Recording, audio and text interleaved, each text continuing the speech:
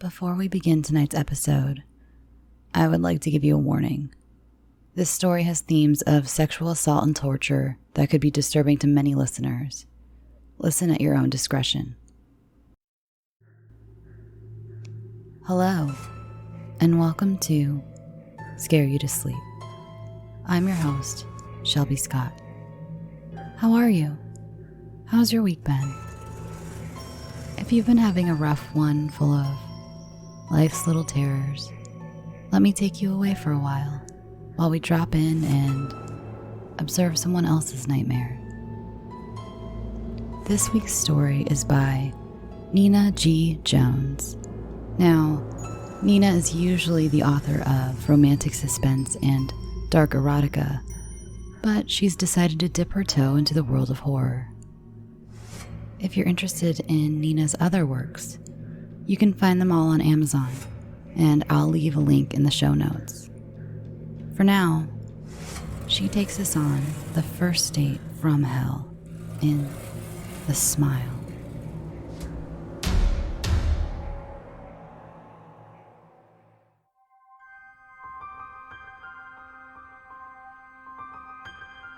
I had been staring at his smile all night. It was the kind of smile that was, in the most literal sense of the word, dazzling, especially at night when the votive candle at our table glimmered beneath us. His smirk twinkled. There were points in our conversation where I had tuned out, admiring his grin, framed by an impossibly angular jawline. I guess that's what got me here in the first place. I was pumping gas and he pulled in at the pump just in front of me. He fumbled around a bit and I hadn't even realized how intently I'd been watching him until he turned to face me and asked if my pump was having issues too. It wasn't, but he flashed that Colgate smile and I smiled back, and some small talk led to us going on a date. He wasn't my type necessarily. He was too clean cut, dressed straight out of a Club Monaco ad, and he drove a BMW. I usually gravitated toward the artsy types with dazzled facial hair and a nest of waves haphazardly adorning their crowns. I had assumed I wasn't his. Read, I'm not a tall, skinny blonde. But he seemed so eager to meet up, and I think the flattery alone made me reflect that attraction right back onto him like a mirror. "Should we get out of here?" he asked. I glanced at my phone. It was getting late and I had work the next day, so I agreed. As pleasant as the date was, I didn't see anything long-term happening between us. His world, banking, sailing, and weekend trips to Steamboat was too different from mine. I'd consider going out with him again, as I couldn't deny something fun could come out of it. Nothing serious, just someone I could indulge for purely physical reasons. Tonight, though, I would keep it simple. Just a kiss at my door. He seemed like the type of guy women didn't say no to, and I thought this would be part of the fun of our courtship. "I want to show you something," he said, his face opening up to that hypnotic smile. As the nighttime summer wind blew against his hair from the half-open windows of the car. In that moment, I could see him as someone who could be messy on a Sunday morning and eat breakfast in bed instead of waking up at 8 a.m. to go for a run. But as he approached the stoplight and his locks settled perfectly back onto his crown, I knew that would never be the case. "Oh, what's that?" I asked. "It's a surprise." He squinted with a hint of amusement. I shifted in my seat uncomfortably. "I hate surprises," I groaned. "I promise, you'll love this, but it only works as a surprise." I sighed, deliberating the detour and counting the hours I would have left to sleep and get to work on time. I really do hate surprises, especially from someone I hardly know. He sensed my discomfort. "You know what? Never mind. I don't mean to pressure you. It's just, I had a lot of fun and He looked down like a shy boy half his age. I just don't want it to end. You know what? It's fine. Show me, I blurted. His vulnerability speaking to the same part of my ego that got me to this date in the first place. I guess I'm a sucker for reverse psychology. You sure? He asked, his lips curving into an excited smile. 100%, I nodded, suddenly feeling excited about an impromptu adventure. Sleep be damned. Within minutes, we were pulling off of an exit on the freeway. The roads were dark, flanked by shadowy outlines of a mature forest. The only source of light were the high beams on his vehicle. I wondered if this was wise, letting this man I just met take me out to the middle of nowhere. But I knew his name and number, and I had told my roommate where I was going. He knew that. He wouldn't. He couldn't. I leaned back onto my seat and watched the moon above, unblemished by light pollution, and let the summer breeze caress me. Isn't it beautiful out here? He asked. Is this what you wanted to show me? No, we're almost there. He glanced over to me and gave me that look. The one he gave me at the gas station that made me feel desired, in a way I had rarely come to feel from the flaky types I had dated before. You're so beautiful. He used his fingertips to push my hair off my shoulder, as if it were interrupting his view of me. His words were direct in a way that made me feel uncomfortable. Thank you. You're not so bad yourself, I chuckled back. It was a juvenile thing to say to someone who had such a command on sharing his desires. I didn't mean to make you uncomfortable. His eyes were back on the road. They had to be with the lack of visibility. No, I'm flattered. I'm just not used to the attention, I suppose. He seemed distracted from my response as he pressed on the brakes and turned down a gravel road. One I wouldn't have even spotted had he not turned onto it. I tensed in my seat. I hadn't seen another car for at least 10 minutes. I pretended to search my purse for lip gloss and saw there was no reception on my phone. Where are we going? I asked, trying my hardest to keep my voice from quivering. We're almost there, he said calmly. It's really late. We should turn back. I didn't realize we'd be driving for this long. We're only 2 minutes away. You should at least see the place before we turn. My stomach twirled with anxiety.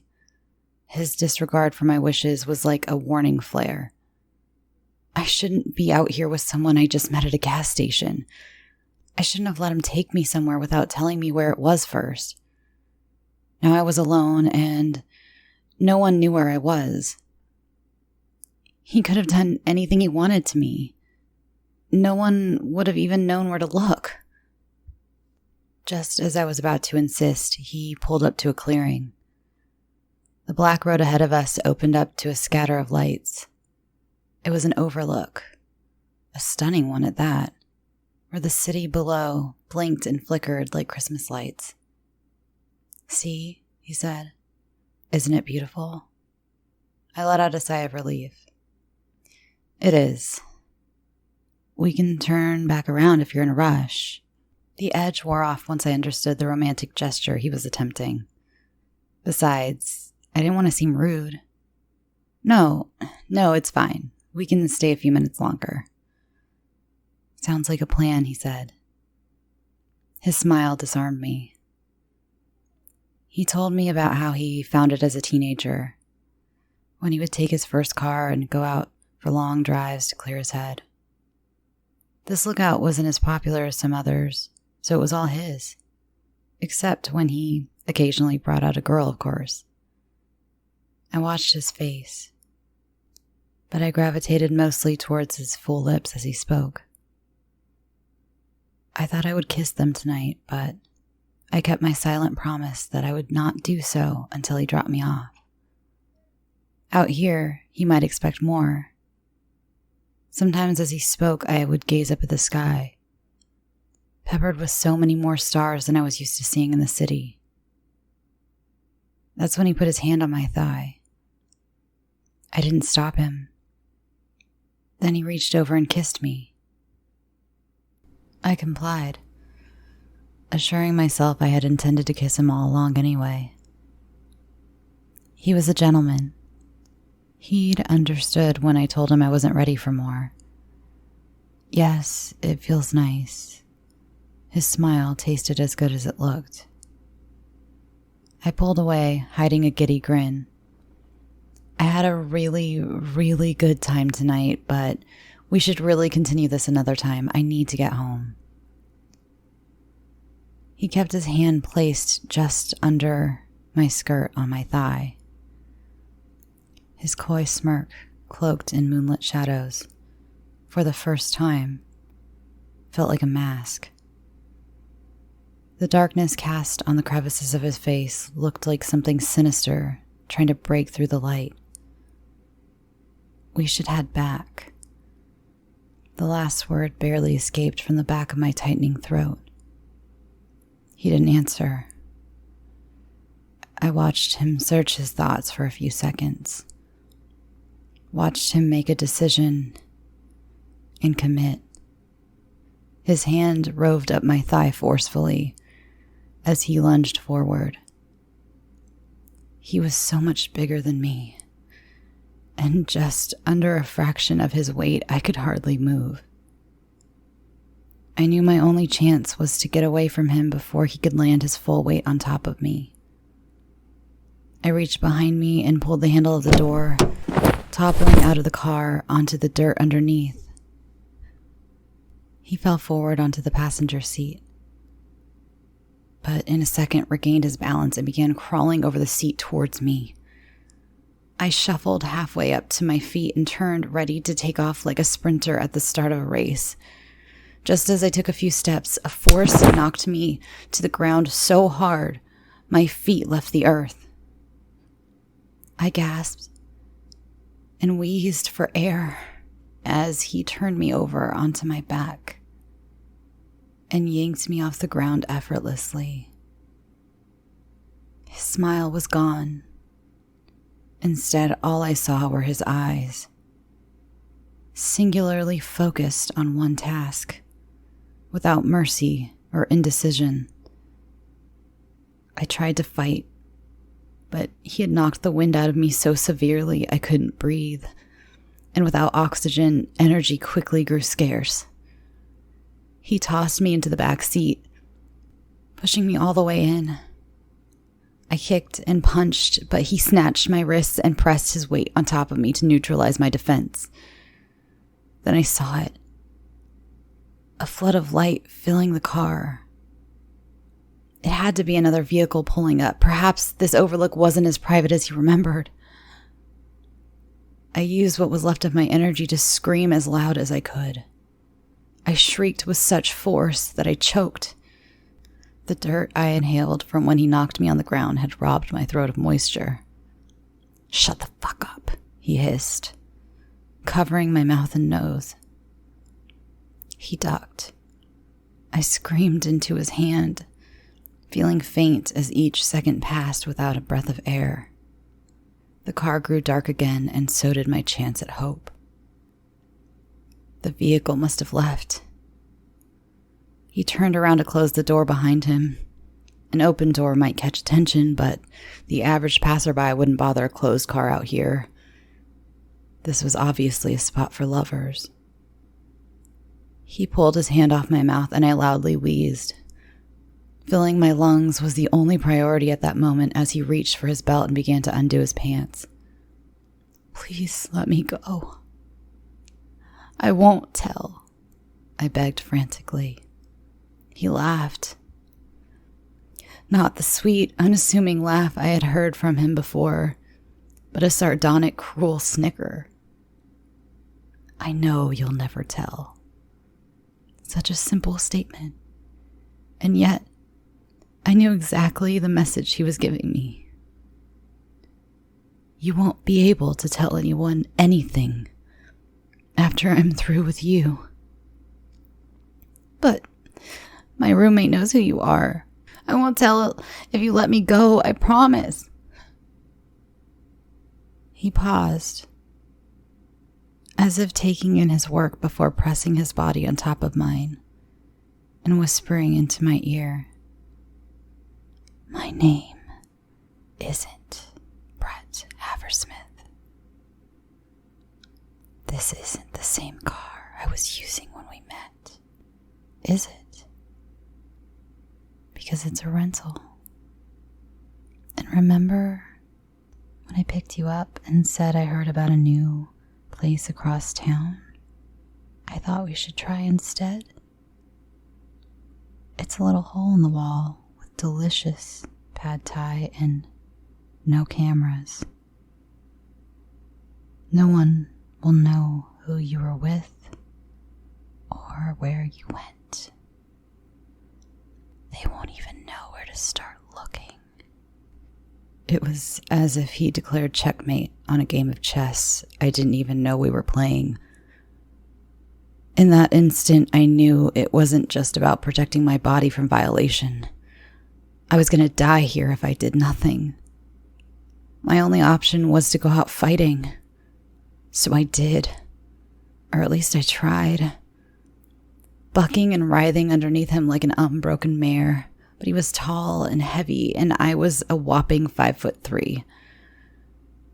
He didn't care about the screaming now that we were alone again. In fact, the grin spread across his face informed me that he liked it very much. He pinned my wrist painfully against the door behind me as he thrust it against me. I wailed so forcefully I was covered in my own spit and snot. I couldn't look at his smug face for a second longer without dinner threatening to purge from my stomach. I didn't want to feel him any longer. I didn't want to feel the unfiltered terror in every cell of my body. I couldn't transport my body, but I could transport my mind. So I looked out towards the window to the starry night to enjoy the beauty of nature in my possible last moments on Earth. If I focused hard enough on the grandeur of what was out there, maybe my struggle wouldn't seem so significant, and maybe that could be some sort of comfort. Just as I was coming to terms with my impending demise, just before melting into the stars, they were outshined. A floodlight filled the car again, washing out my view of the sparkling ink-black sky. The light, like a beacon, guided me back to the present. I began to scream again, hoping this time someone would notice. My rapist didn't notice the light. No, he was too intently focused on his prey. But I saw the silhouette walk towards the rear passenger side door, where my attacker's back was facing. 3 loud taps. The sounds of freedom. The sounds of survival. Shit, he grunted under his breath. Don't you say a word, he hissed, reaching underneath the driver's side seat for something. I couldn't tell what it was. I nodded my head eagerly. Anything to get him to open the door. He turned on that smile, the one that lured me out here, before turning to meet the flashlight shining into the car. He lowered the window, but I couldn't make out the face of the officer behind the blinding stream of light, just the shape of a tanned uniform. An artificial chuckle echoed inside the car. Oh, wow. This is embarrassing, sir. My girlfriend and I were just looking for some privacy. We'll be on our way. Step out of the car, the officer said. He shined the light directly on my eyes. You too.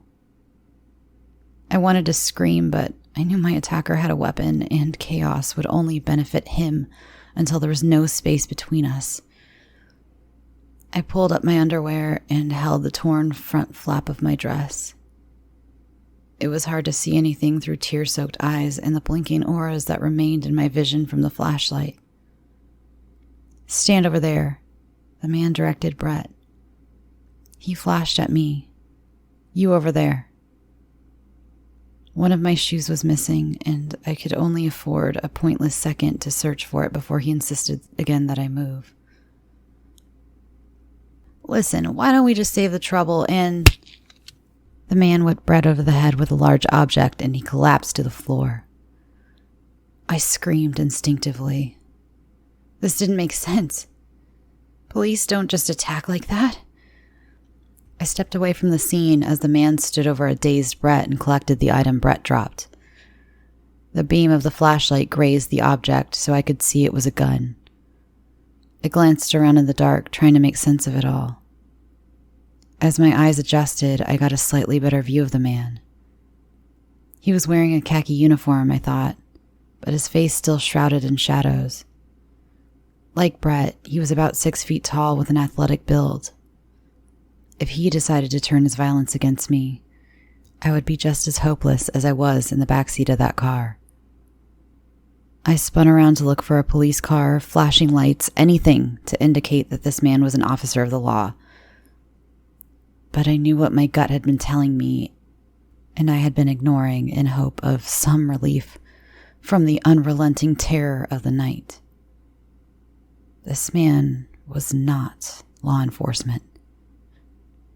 The man stood up over Brett, who was moaning and writhing, and trained his gaze on me.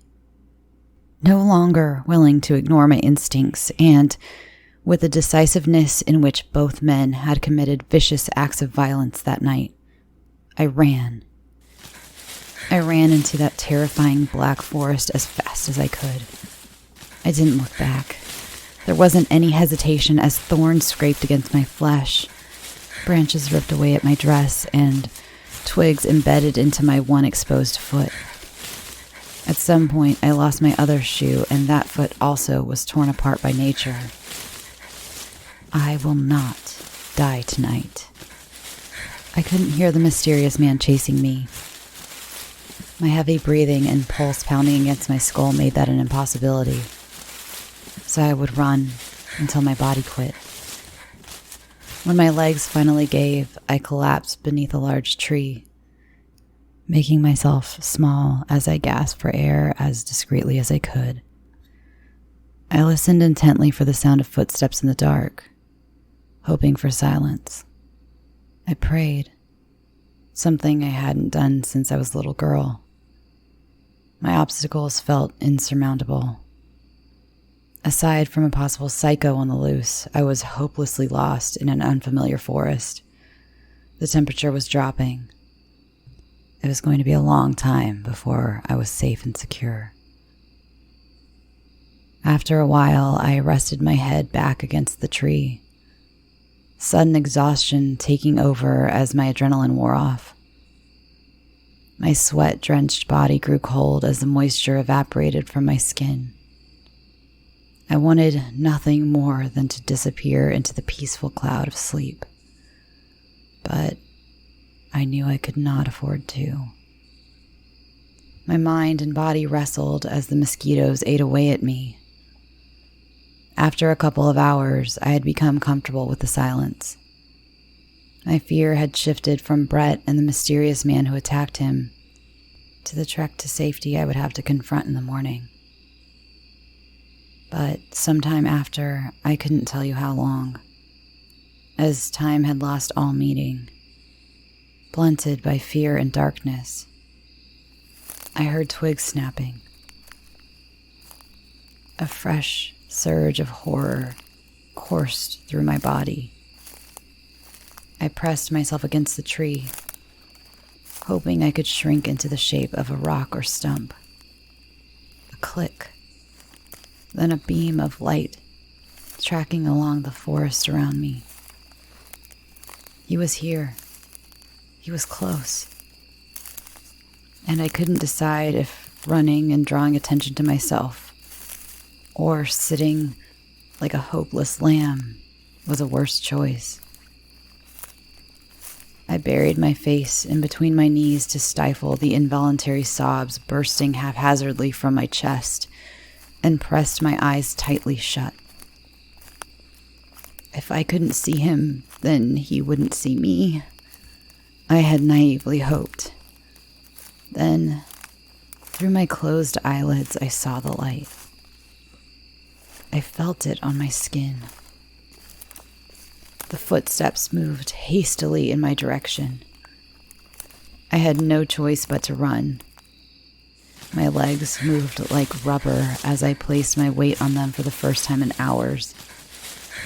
Every cell in my body was drained from exertion and unrelenting fear. Somehow I managed to move forward, each step a little faster than the last.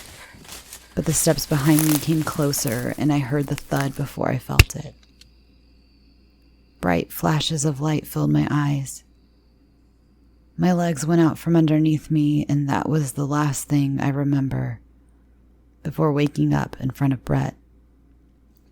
Unlike Brett, I wasn't bound to a chair. I was seated on the floor, leaned up against a wall across from him. We were in some kind of abandoned cabin, I presume in the same woods where this whole nightmare started. My head throbbed in one spot and my throat burned from dehydration so that I could hardly pry my mouth open. My vision was foggy, but I fought to scan my surroundings, hoping I could find a way out. My eyes quickly came upon the figure of a man. Much clearer now in this cabin, with one portable floodlight illuminating it. He stood in his khaki button-down shirt and pants with black belt and shoes. Not quite a trooper's uniform, but close enough for someone to confuse him as one on a dark night with a flashlight shining in their face. The black leather gloves and balaclava, however, made it clear to me that he never intended to help. From that gloved hand extended a large adjustable wrench, the kind that is used on industrial machinery or car repair, dripping with blood. It must have been what he used to hit Brett. I scurried along the floor as far from him as I could, mumbling tear-filled, nonsensical appeals for mercy. But he walked towards Brett, not me, and yanked his droopy head up by his blood-caked hair. The masked face turned towards me. "Did he hurt you?" he asked.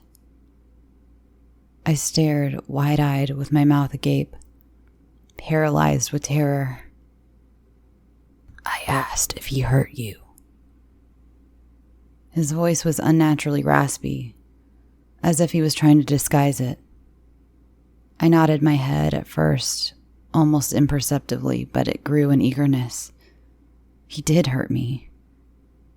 "She's a lying whore," Brett screamed, blood and spit spewing from each venomous accusation. "She came out here with me to the middle of fucking nowhere. She wanted it." His lies were ugly and filled me with rage. But I had to balance a delicate act between the two dangerous men in front of me.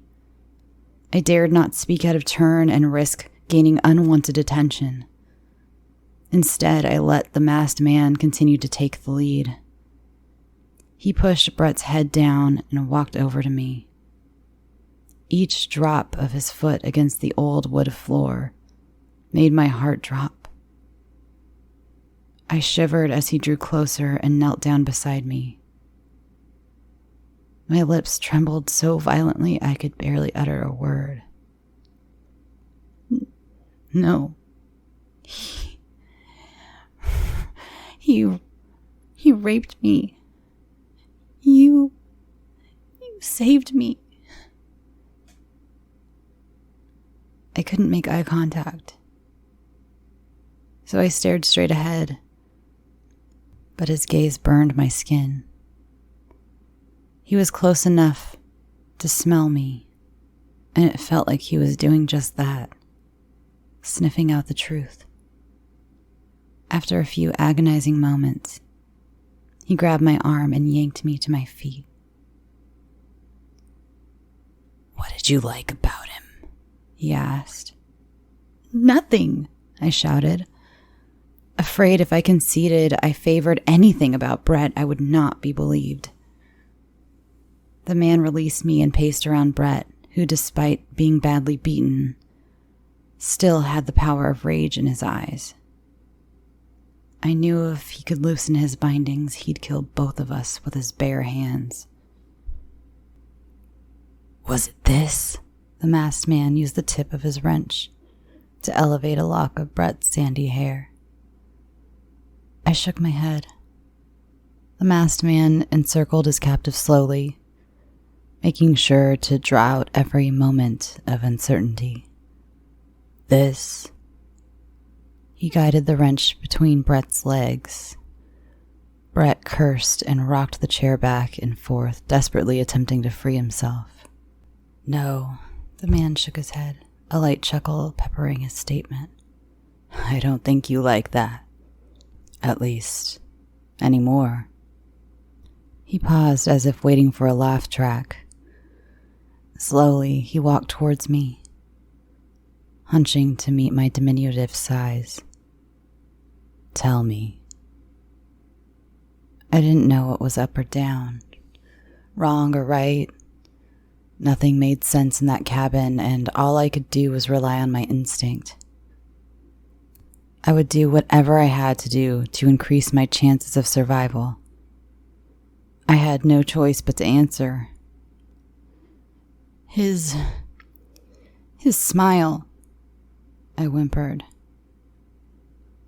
The man paused for a moment, using his internal lie detector to test the veracity of my statement. It seemed I had passed when he turned towards Brett, the wrench in his hand breezing just past me.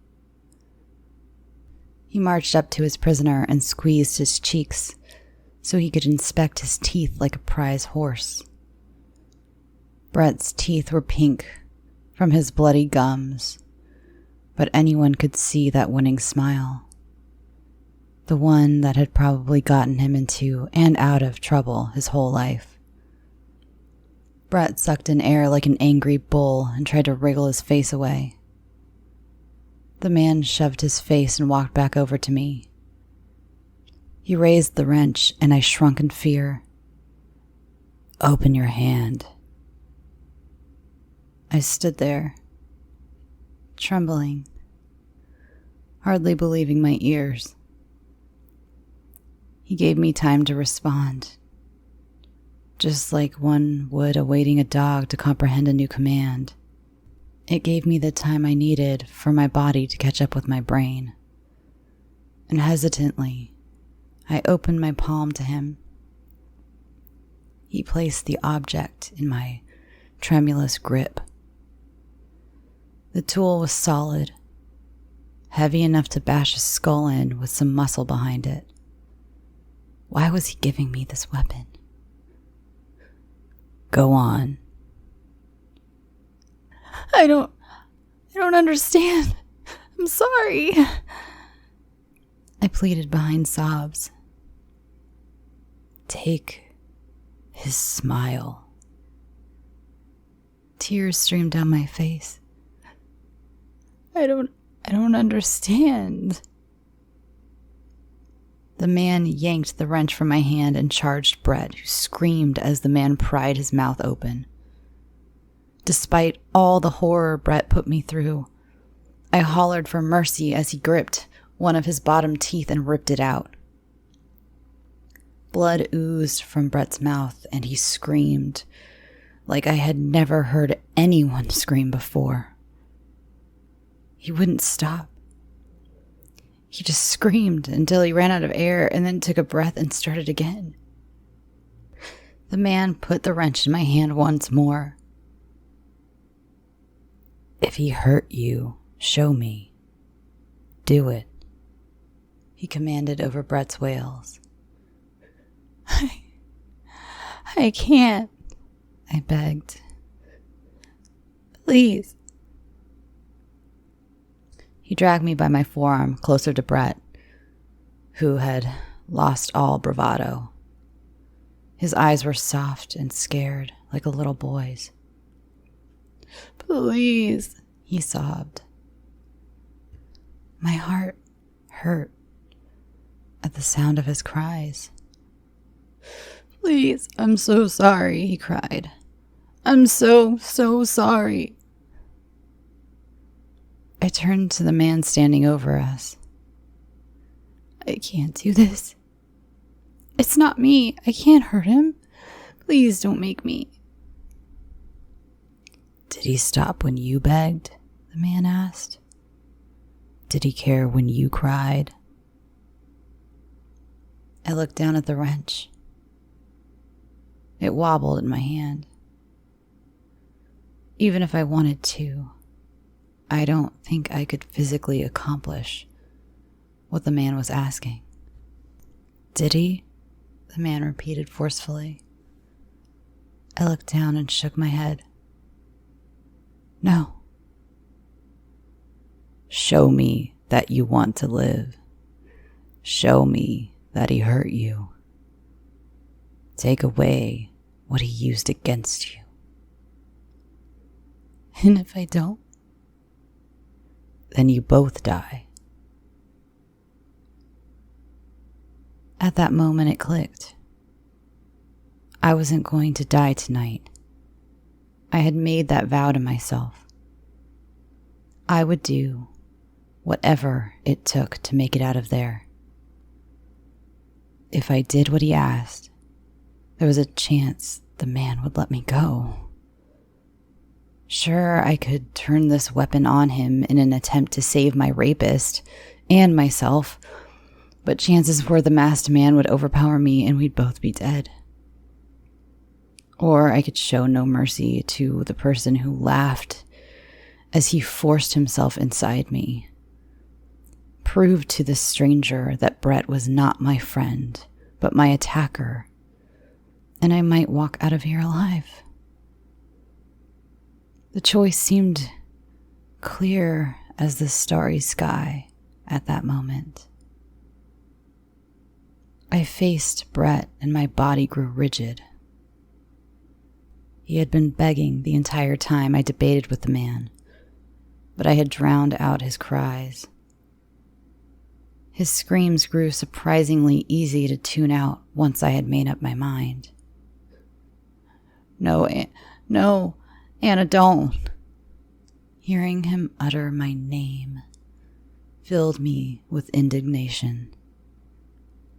I hated the sound of it from his mouth. He spoke it like we were great friends. Like he knew me. Like I was betraying him. I thought about how he used that smile to hurt me. How he placed it on his face like a mask when he thought an officer had caught him raping me. He thought he could fool anyone. Even at this very moment, sitting bound in a chair, helpless, he was still trying to manipulate.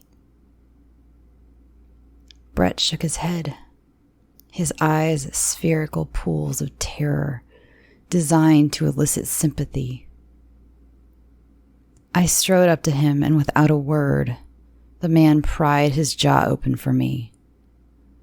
He must have seen the resolve in my eyes, because he dropped the mask once and for all. He rocked in his chair, and out of the man's grip, his bulging, bloodshot eyes focused on me with so much hatred, my spine tingled. "You fucking bitch! You filthy cunt! I'll kill you! I'll kill you!" The first tooth I pulled was hard. That man made it look so easy.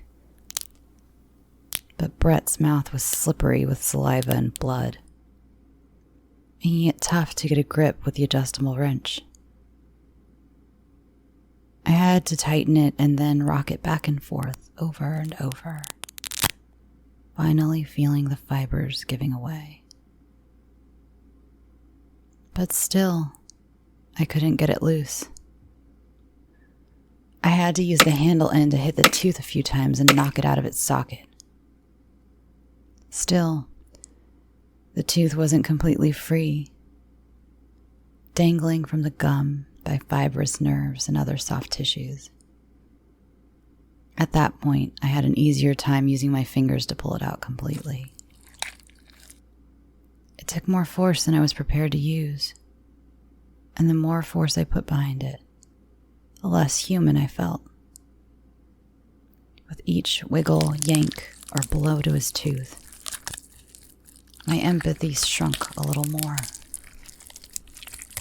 It was frightening how routine it became after the fifth or so tooth. The man laughed as Brett choked on his blood and saliva. I could tell the laugh was designed just as much to torture Brett as it was a reflection of the man's enjoyment. Occasionally, he let go of Brett's mouth so he could spit or swallow. This wasn't an act of kindness. He just wanted to prolong the suffering. And if Brett choked, it would all be over too soon. Once Brett stabilized, the man would hold his jaw open again so I could focus on the work of removing each and every tooth from that beautiful smile of his. Halfway through, I became utterly exhausted and stopped.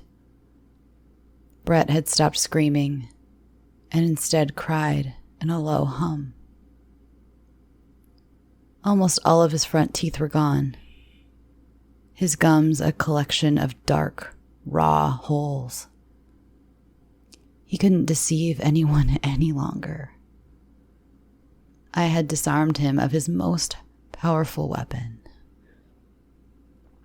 I'm ashamed to admit I felt a twinge of satisfaction about that.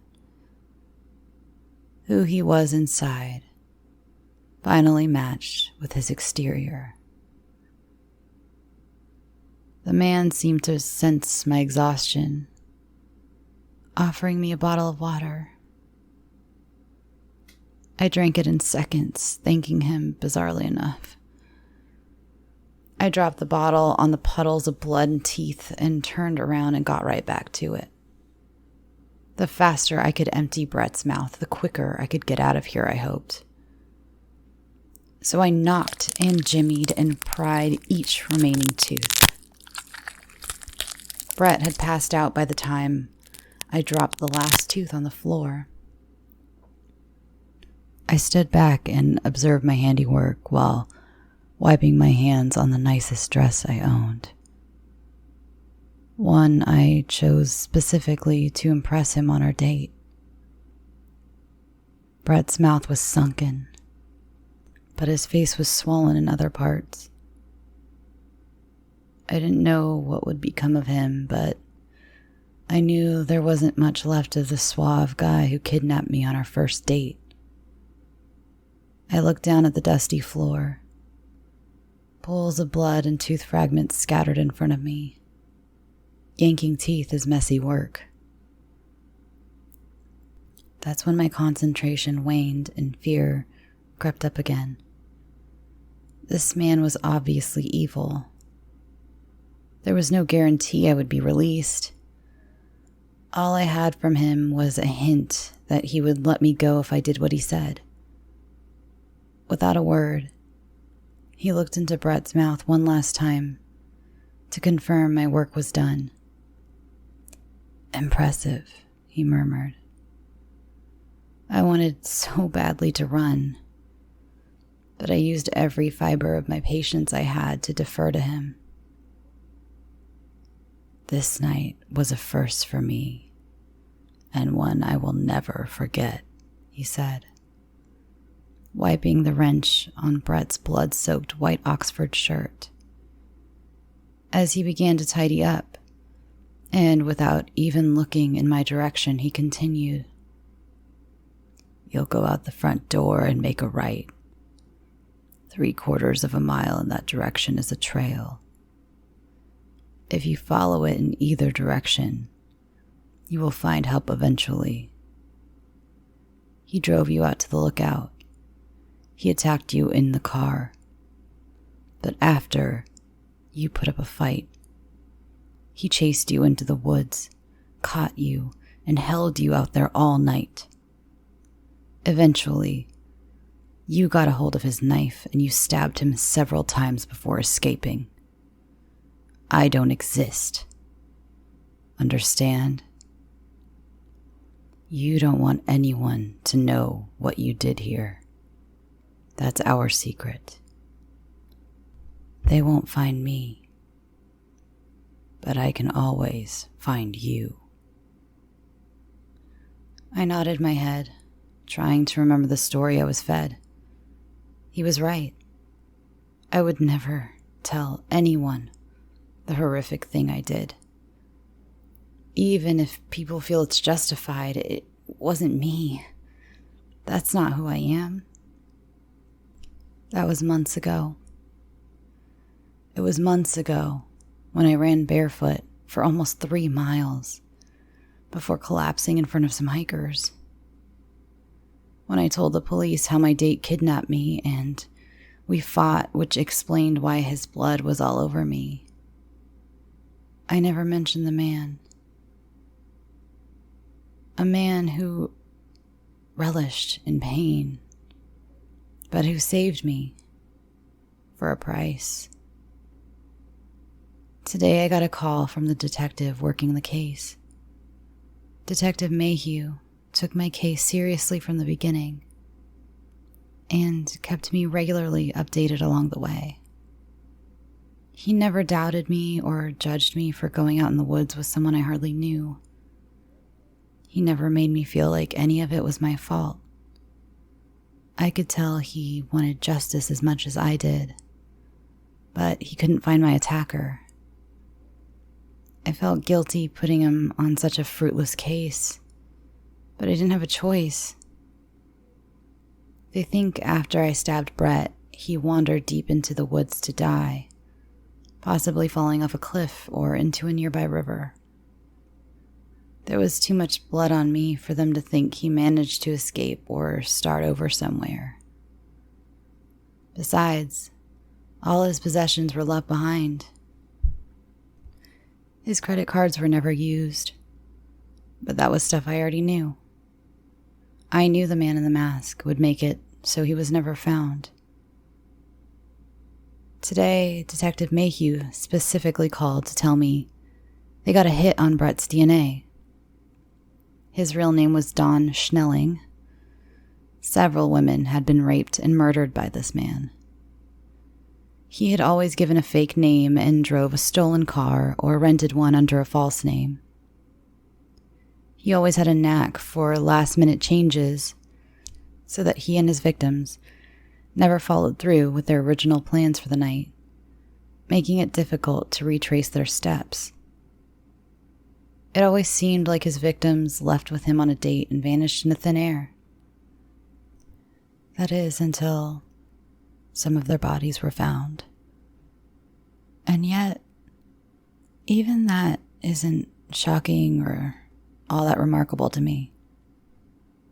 I knew when he dropped the facade of the preppy, handsome heartthrob that there was a practice monster underneath it all.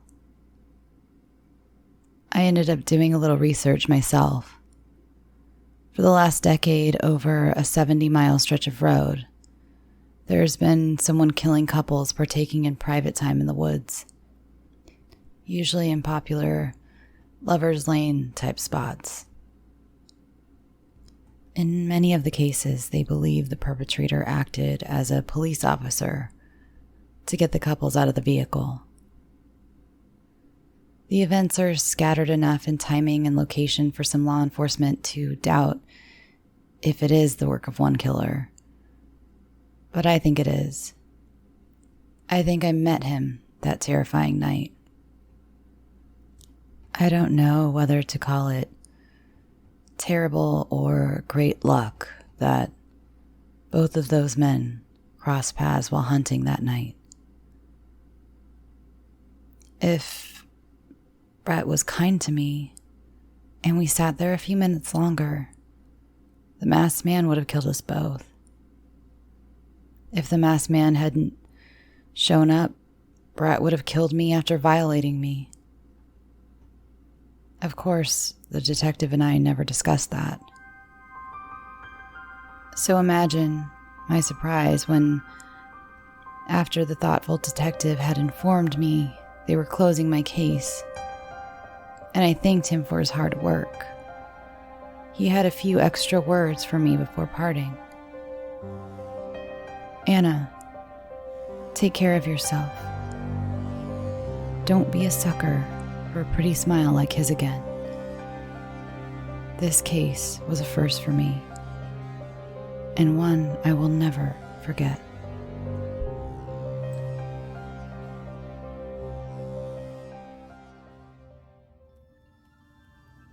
Thanks for listening. Sorry if my voice is rough this week, folks. I got a super fun case of laryngitis right in time to record. I recently opened up a P.O. box to send out stickers and letters to my $5 and $10 Patreon supporters. If you'd like to send anything, you can write to me, Shelby Scott, at P.O. Box 950-246, Mission Hills, California, 91395-0246. Now, for Patreon shoutouts, a huge thank you to Rhonda Tomal, David Sanaki, Lindsay Minks, Amber Thompson, Steve Kalb, Wellington, and Michelle Johnson Skovish. Remember to rate and review the show on iTunes. Check out our Instagram and Twitter at Scare You to Sleep, and join our Facebook group. Now, go get some sleep. Sweet dreams.